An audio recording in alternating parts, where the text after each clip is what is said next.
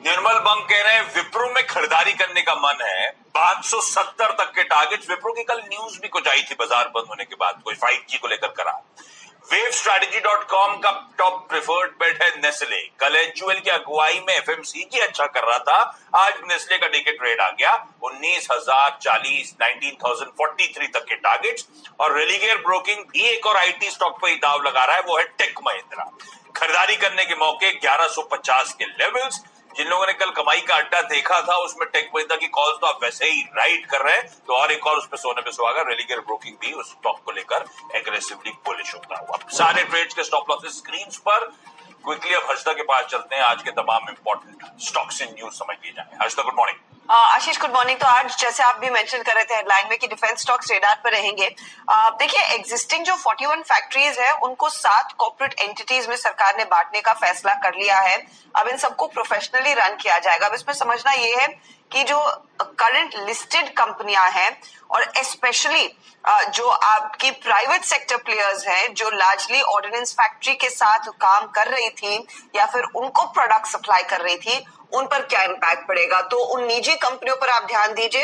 ये सरकारी कंपनियां तो वैसे भी रेडार पर रहेंगी, तो निजी कंपनियों में आपका एस्ट्रा माइक्रो है, भारत फोर्ज है, एलएनटी है, क्योंकि इन सब ने over a period of time काफी ज्यादा काम इनफैक्ट अपने डिफेंस आर्म्स का ऑर्डिनेंस फैक्ट्री के साथ मिलकर किया है। तो निजी प्लेयर्स पर इसका क्या इम्पैक्ट पड़ेगा वो देखना होगा। इस पर ऑफ कोर्स डिटेल्स अवेटेड है। तो ये एक इंटरेस्टिंग डेवलपमेंट है और ऑफ कोर्स भारतीय डिफेंस मैकेनिज्म के लिहाज से एक बहुत ही बड़ी पहल है। दूसरी तरफ टाटा मोटर्स एक बार फिर फोकस में है। एमडी का पद कौन संभालने वाला है, इसको लेकर अब फिलहाल जो नेटवर्क 18 के हाथ जानकारी कल एक्सक्लूसिवली लगी तो वो यही है कि जो करंट एमडी है गुंटर बुशेक, उनको दरअसल 1 साल का एक्सटेंशन मिल गया है, क्योंकि अभी तक एक नया रिप्लेसमेंट कंपनी के हाथ नहीं लगा है।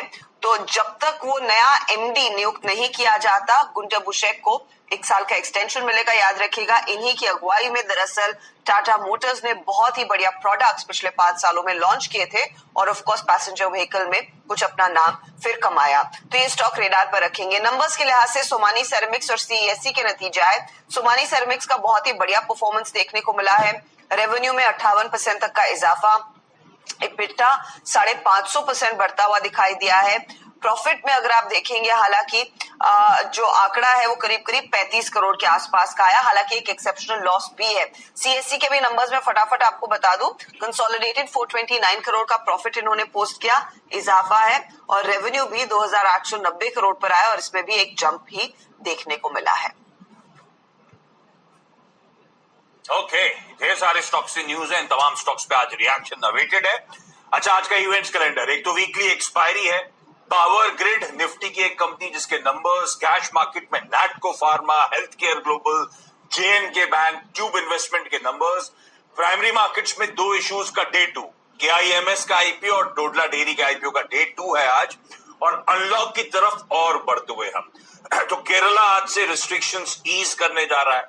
डिज्नीलैंड पेरिस, देश में नहीं विदेश में भी ऐसा हो रहा है, डिज्नीलैंड पेरिस आज से रीओपन होगा। और आज नई Mercedes Benz S Claas India का लॉन्च होने जा रहा है। अच्छा, इस बीच नीरज जी पता है आपको, इलॉन मस्क साहब का एक और इलॉन मस्क साहब नहीं मानेंगे तो दूसरा ऑप्शन मिल गया है। क्रिस्टियानो रोनाल्डो साहब, आपने पढ़ा होगा, वो कल की प्रेस कॉन्फ्रेंस में 2 कोका कोला की बॉटल हटा के पानी की बॉटल रखती तो कोका कोला का स्टॉक पिट गया पूरी तरीके से। हाँ, तो कई लोग कह रहे थे भाई एक सनफीस का बिस्किट ला देते उस प्रेस कॉन्फ्रेंस में तो आईटीसी का भला हो जाता। तो गजब का वैल्यू इरोजन हुआ जब रोनाल्डो साहब ने बॉटल्स उठाई। क्विकली छोटा सा ब्रेक ले रहा हूँ, ब्रेक के उस पर अच्छी कमोडिटी करेंसी